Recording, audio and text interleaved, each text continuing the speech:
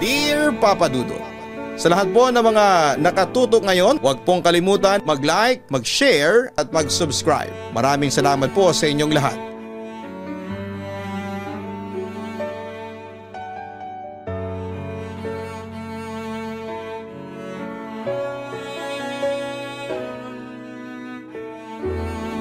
Magandang araw po sa inyong lahat. Tawagin niyo na lamang po ako sa pangalang Hammond. Isang subscriber ninyo na nagmula sa Capiz. Gusto ko sanang ibahagi sa inyo ang isang kwentong kababalaghan na tunay na nangyari sa akin at masasabi kong hindi ko makakalimutan. Papadudot mahalaga sa akin ang kalamansi, masustansya at nakakapag-alis ng umay. Hindi rin ako naaalis ng bahay na walang kalamansing daladala. Kahit isa man lang. Maging sa basong aking pag-iinuman ako'y pihikan. Gusto ko na babasagin lamang. Ayaw ko ng plastic. At bilang taong simbahan dahil isa akong volunteer worker doon ay palagi ako may dalang exorcist salt. Isang asin na benendisyonan ng pare at ginagamit sa pantaboy ng mga masasamang elemento. Siya nga pala natatandaan ko noong mangyari ito sa buhay ko taong 2016. Pinauuwi ako noon sa probinsya namin sa Aklan. Sa Rojas City, Capiz ako nakatira. Kaya anytime ay pwede akong umuwi sa Aklan since magkatabi lang naman ang dalawang probinsyang yon. Anyway, kapag sinasabing probinsya, expected mo ay fiesta, hindi ba? Laging ganon. Lalo pagpatak ng buwan ng Abril hanggang Mayo. Mananawa ka sa karne. Si Vince, inaya kami nila Jojo na pumuntang fiesta sa barangay Toralba sa bayan ng Banga sa Aklan. Malayo ito sa town proper.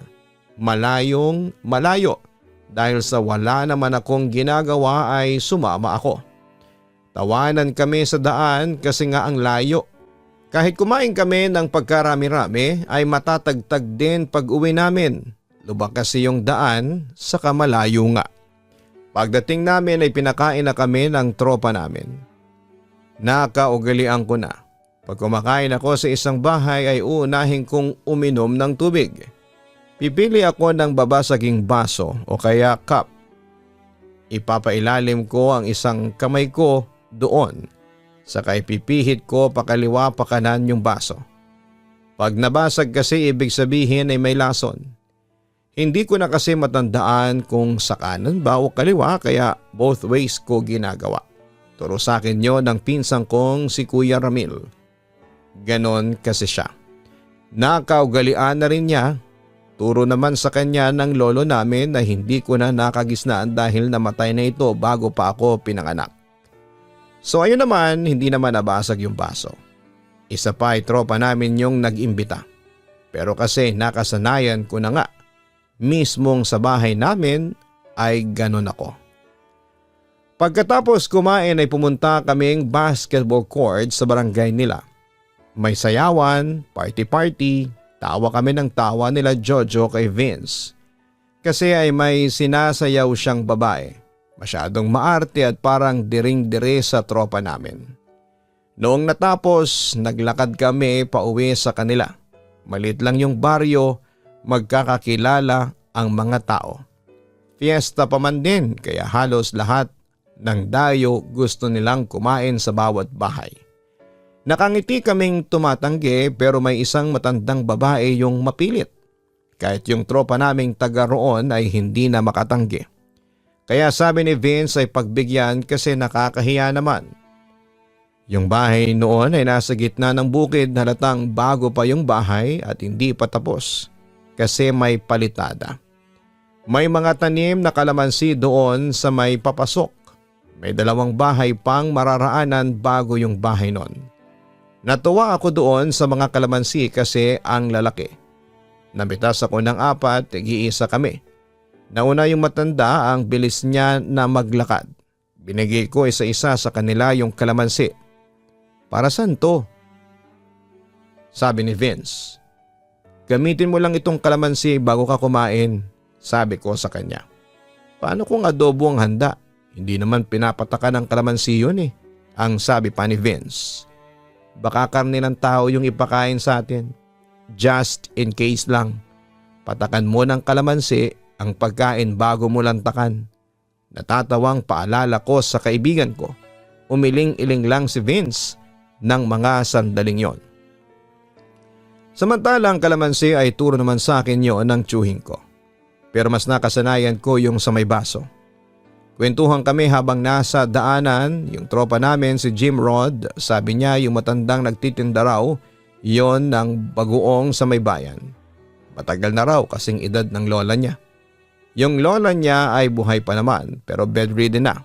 Kaya na-amaze kami kay lola kasi ang liksi pang kumilos.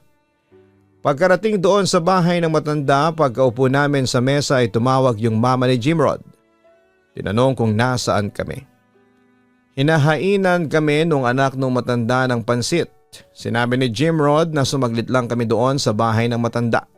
Hinintay kong maghain sila ng tubig habang ginagawa ko yung routine ko. Pansin ko ay nakatingin sa akin yung anak. Nung naubos yung pansit, manok at saka kikiam na sahog. Sunod naman kanin at saka sisig. Tumanggi na kami noon kasi ang sarap tingnan ng sisig. Kaya ang ginawa ng matanda ay ibinalot na lang niya yung sisig. Pagbalik namin kina Jim Rod, yung ate niya ay inaya na kaming uminom. Pero si Jojo ay hindi namin pinainom. Siya kasi ang driver kaya good boy talaga yon. Si Vince ay nilagay niya yung sisig sa may plato. Ako naman ay naghanap ako ng sili saka tiniris ko. Saka yung kalamansi ko ay hinati ko saka ko binudbo doon. Habang hinahalo ko ay parang may nagbago doon sa sisig. Naging parang may buhok-buhok. Pinagalitan ko pa si Vince noon kasi baka buhok niya kasi maikli. Hindi naman pwedeng akin kasi mahaba at kulot ang buhok ko. Nung si Jojo na yung naghalo pa isa-isang tinanggal niya yung mga buhok. Bigla siyang naduwal. Tinanong namin kung bakit. Basta suka lang siya ng suka. Noong tinignan namin yung sisig ay kulang na lang ay dukutin namin ang mga bituka namin. Nagkaroon ng kuko ng tao doon sa sisig. Kinuha ko pa kay Vince yung kalamansing bigay ko at saka ko binudbod. Mas lalong dumami ang buhok doon sa karne mismo. Pinagalitan kami noong mama ni Jim Rod. Dapat daw ay hindi na kami sumama. Kasi kaya pala tinawagan niya si Jim Rod ay para maiiwas kami. Kahit alam na niya kung nasaan kami nila Jim Rod. Tinawagan niya pa rin para malaman ng matanda na alam niya kung nasaan kami. May nakakita kasi sa amin na inaya noong matanda. May usap-usapan na pala sa kanila na aswang yung pamilyang yon. Si Jim Rod lang ang hindi naniniwala. Takot na takot kaming umuwi noon kaya doon na kami natulog. Sinunog namin yung sisig. Hanggang noong 2018 nakikita ko yung matanda sa palengke. Madalas pag nakikita niya ako ay binibigyan niya ako ng libreng bagoong. Homemade daw niya. Yung mga kapwa niya tindera pasikreto akong iniilingan. One time pa nga may sumunod pa talaga sa akin para sabihan ako. Akala nila ay hindi ako aware pero hindi nila alam. Sa tuwing bibigyan ako noon ng matanda ay babasagin ko yung lalagyan. Lumipas naman ng ilang taon, 2023 to be exact.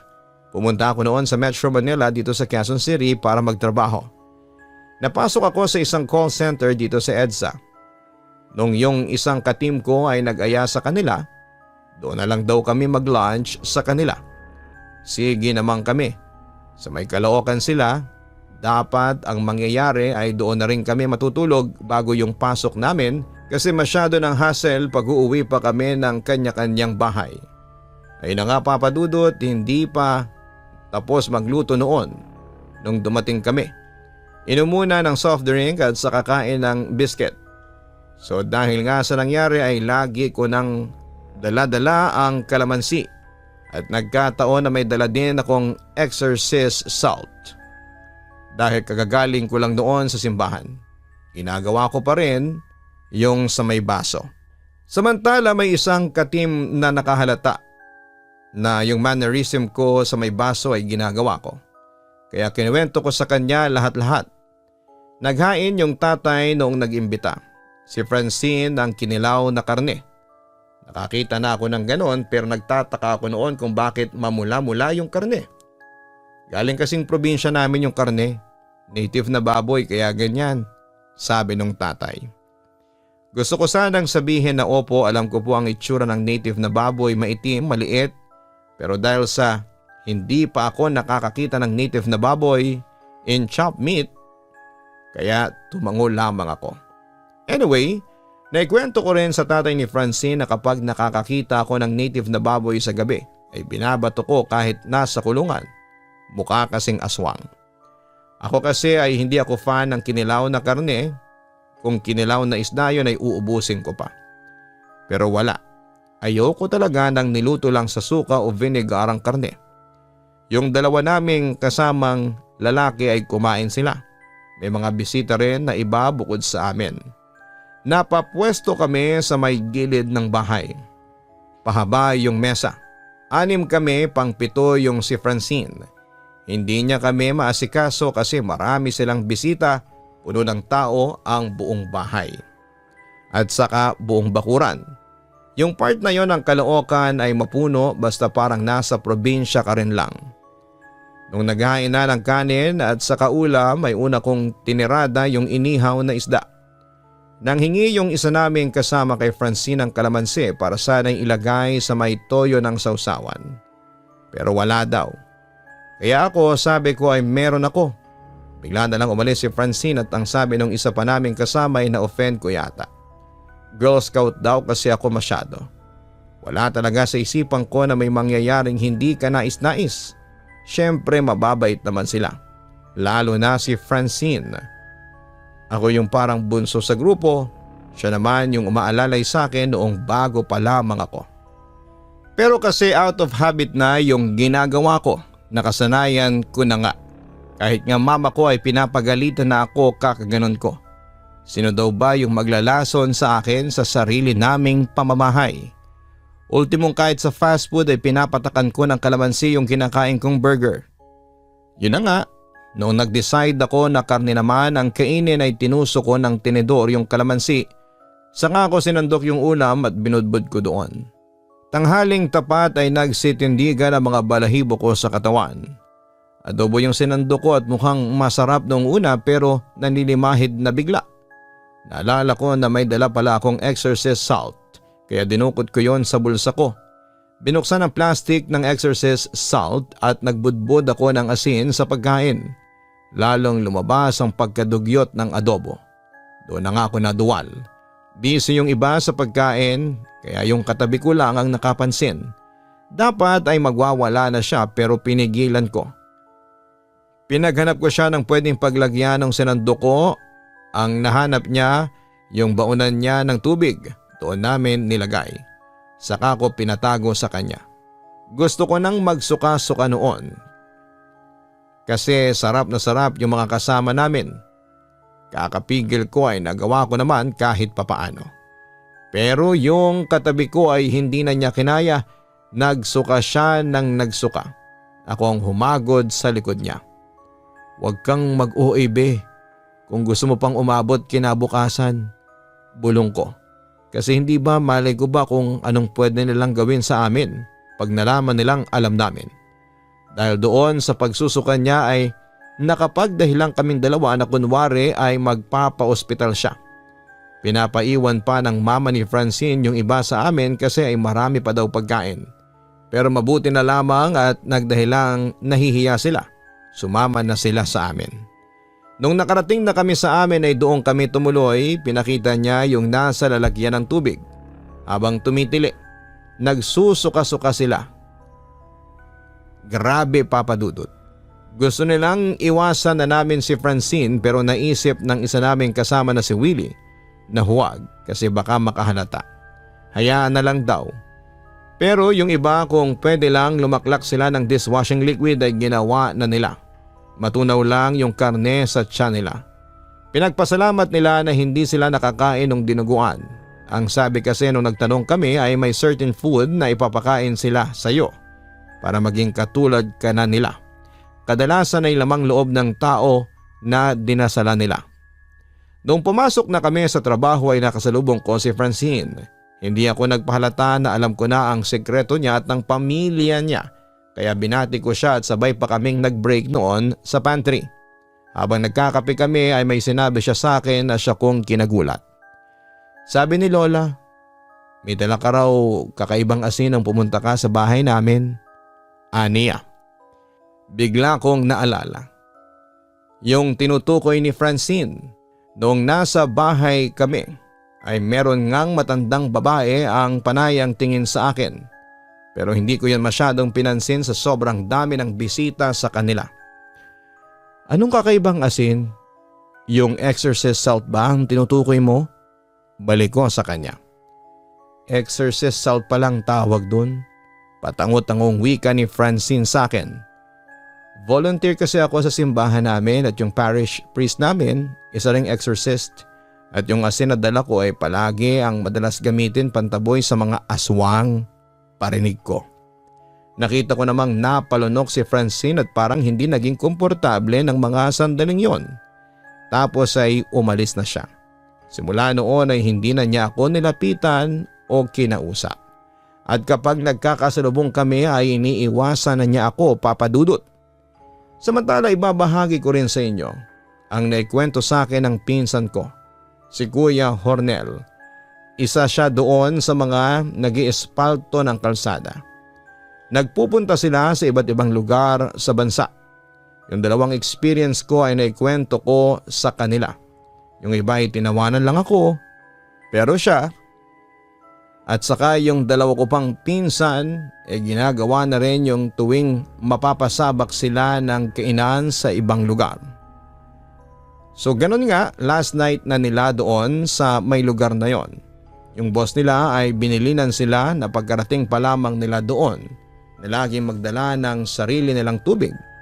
Huwag silang bibili ng kahit na ano sa mga baryong yon. Hindi pinaliwanag ng boss nila kung bakit ganon. Ayun nga, last night na nila doon. May magandang babae daw galing doon sa baryo na pumunta doon sa tinutuluyan nilang bahay na nasa katabing baryo pa. Parang nahila na raw silang lahat. Inimbitahan daw sila noong babae na pumunta sa bahay kasi nag-aya ng inuman. Buti na lang, sabi ng pinsan ko nung dumating yung babaeng kakain pa lang sila, hawak niya pa yung kalamansi. Noong magpunta sila doon sa baryo na ginagawa nila ng kalsada. Pagkarating doon, Papa Dudut, ay pinaupo agad sila sa may inuman. Parang nagtaka silang lahat kasi doon na sila natauhan. Buti yung isa nakapag-text pa sa boss nila na nasa katabing bahay lang noong tinutuluyan nila. Yung boss nila ay nag-reply. Sinabihan daw sila na mga kupal daw sila bakit sila sumama. Yung pinsang ko ay binudburan niya yung pulutan. Medyo madilim kaya hindi niya gaano unang maaninag kung may nagbago. Pero noong inangat nga niya yung mangkok ay kita niya na may eyeball daw, may kuko, may karne rin na may buhok, Papa Dudut. Sabi ng babae, kambing daw yon. Ilocano yung pinsan ko at hindi siya maluloko. Alam niya yung amoy and texture ng karne ng kambing sa tingin pa lang. Hindi mo siya maluloko, nakipag-away pa nga yun dati sa may kainan sa may Quiapo. Sabi ng tendera ay kambing daw yung ginamit sa pinapaitan. Kaya mahal ang presyo. Pero nakipag-away siya kasi karne naman ng baka. Marahan niya lang na ibinaba yung mangkok. Butil-butil na raw ang pawis niya noon. Halos hindi siya makagalaw. Actually lahat sila. Kasi na-realize na nila kung bakit pinagbabawalan sila ng boss nila nung umpisa pa lamang na huwag bumili ng kahit na ano sa baryong yon. Pati kung bakit beast mode na beast mode yung boss nila nung sinabi nila na nandun sila. Aswang yata yung mga taga doon. Pinipilit silang pakainin noong pulutan pero todo tanggi sila. Yung pinsan ko ay naging vegetarian daw noon nang wala sa oras makapagpalusot lamang. Buti na lamang at dumating yung boss nila. Ayaw pa sana silang paalisin pero sabi ng boss nila pinapatawag sila sa bahay noong mayor noong lugar. Hindi na raw nakapalag yung mga tao doon sa baryo. Pumunta talaga sila doon sa bahay ng mayor. Doon ay tinawanan sila ng tinawanan noong mayor. Doon na rin sila pinatulog. Nung kinuwento niya sa amin ay laugh trip kami sa kanya. Malaking tao kasi yung pinsan ko. Maton na maton ang itsura. Siya yung tipong pag nakasalubong mo sa may kanto ay iiwasan mo. Pero noong pagka-uwi niya sa amin ay iyak siya ng iyak sa nanay niya. Todo pasalamat din siya sa akin. Pero dahil doon ay never na kaming bumili ng lutong ulam. Ang mama ko na hindi naniniwala sa mga aswang na yan. Abay tuwing madaling araw na bumibili ng karne. Yung makikita pa niya mismong pinapatay yung baboy. Sa kabilang banda, eto naman nangyari lang sa aming magpipinsan noong 2024 lang. Kasal ni Kuya Harris, pinsan namin. Siyempre lalaki siya. Yung handaan sa may babae. Ganon kasi sa amin. 2 days bago yung kasal, nauna na kaming magpipinsan doon sa probinsya ng bahay. Kasama si Kuya Harris. Kasama din namin yung kaibigan ni Kuya na hiniraman niya ng truck para doon isakay yung mga gamit na kailangan. Mula probinsya namin, 2 oras ang biyahe. Dagdag 1 oras papunta sa mismong barangay noong babae. Nagbibiruan pa kami. Kasi si Kuya Hornel ay parang isang sakong kalamansi yata ang dala niya. Sa bag rin niya ay puro kalamansi. Kalamansi man nga ang tawag namin sa kanya. Sa likod kasi ng bahay nila ay puro kalamansi na tanim. Akala namin ay magagamit namin yung kalamansi noon, hindi pala. Display lang. Mababait yung side noong babae at bundat na bundat kami. Fresh na fresh yung mga seafoods na hinain nila. Nag-i-emote kaming lahat noon sa may dagat noong paggabi na. Sa may dalampasigan kasi ay malapit yung bahay nila. Hindi naman kami binawalan na kung ano man papadudot. Christian kasi sila. Kaya walang ganong pamahiin. Basta wag lang daw kaming magsiswimming pag naglakihan na yung alon kasi delikado na. Maraming puno ng niyog sa paligid dahil namis naming maglaro. Sabi ni Kuya Harris, maglaro kaming taguan. Pero kasi yung iba sa amin ay takot by pair ang ganap. Yun, naglaro nga kami. Dayaan pa kasi sila Kuya Harris at si Kuya Hornel, maduduga talaga ever since. Nung napagod sa kakatakbo ay nagkwentuhan na lamang kami at yung fiancé ni Kuya Harris nagkwento na may isa siyang tita na nasa dulong parte ng lugar nila nakatira. Gusto niya sanang umattend yun sa kasal nila, kaso'y hindi in-invite ng parents niya. May away kasi at bata pa lang daw siya ay hindi na nag-uusap yon at saka ang parents niya. Kaya sabi ni Kuya Harris kung gusto raw ba niya puntahan namin. Sige naman si ate kaya umuwi lang saglit siya. Kumuha ng invitation saka kami lumarga pero hindi niya sinabi sa parents niya kung saan kami pupunta. Maganda yung bahay, modern ang style. Halatang may datung ang may-ari. Perfect dream house na overlooking the sea. Yung sumalubong sa amin ay katiwala. Sa may garden ay naroon yung tita ni ate. May edad na. Pero yung halata mong walang gaanong stress sa buhay. Pinapasok kami sa loob pero nagpaiwan muna kami sa labas. Magyoyosi. Nagpaiwan din kasama ko si Kuya Hornel. Saka yung isa ko pang pinsan. Siguro yung mga 30 minutes ay naaliw kami doon sa koi pond sa may garden nung yung katiwala ay naghatid ng merienda sa garden. Nakaugalian na nga tapos ay ginaya pa ako ng 2. Pagpihit ko ng mabilisan sa may baso ay biglang nabasag. Sa loob ng ilang taon na paggawa ko noon, yun ang unang beses na may nabasag na baso. And take note, hindi lang ako yung may nabasag na baso ha, pati yung kila Kuya Hornel. Tinginan lang kami sabay takbo sa loob. Hinila namin ang mga pinsa namin sabay agad sakay sa truck. Minumura-mura na kami ni Kuya Harris kasi ano daw ang trip namin. Hindi namin siya pinapansin ni Kuya Hornel na nagdadrive. Hindi pa kami nakakalayo ay nagsimula na silang mangisay saka magsuka. Imbis na sa bahay nila ate, diretso kaming bayan sa may ospital. Nakakainis kasing pumunta si ate doon para maayos yung sigalot ng pamilya nila. Pero ganun pa ang ginawa. Kaya pala nagkaroon ng away, hindi ba nasabi kong Christian yung family ni ate. Nalaman nilang yung kapatid ng nanay ni ate, yung tita niya, noong nagtrabaho sa may Thailand ay natuto ng dark arts, pangungulam. Yung style ng pangungulam nila doon iba dito sa atin. Una ay pinagpraktisa ng mga hayop pero naging tao na. Doon na siya sinaway ng pamilya niya. Doon na rin siya lumayo. Alam niyo yung chemical na gamit ng mga magsasaka para mapatay yung mga damo? Ganon yung nakita sa tiyan nila Kuya Harris. Sabi ng mga doktor doon sa ospital, hindi daw ba nila naamoy yung iniinom nila? Purong yung chemical na yon yung nakita sa isinuka nila. Pero kahit ako ay hindi ko naamoy na hindi juice pala yon. At dahil doon ay imbis na kinaate ganapin ang kasal, sa amin na tuloy. Naurong din yung date kasi halos 1 linggo silang na-confine. At eto nga papadudot, ang ilan lang sa mga naging karanasan ko.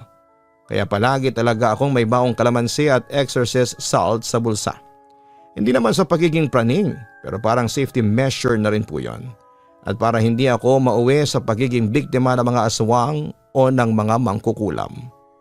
Sa ngayon ay maayos naman ang buhay ko papadudot. Kasalukuyan akong may girlfriend at tinuro ko rin sa kanya lahat ng mga nalalaman ko. Maski sa mga future in-laws ko ay tinuro ko din sa kanila ang kahalagahan ng kalamansi, exorcist salt at ang mga babasaging baso. Naniniwala naman sila sa akin dahil ang mismong future father-in-law ko ay may hindi rin makakalimutang experience sa aswang.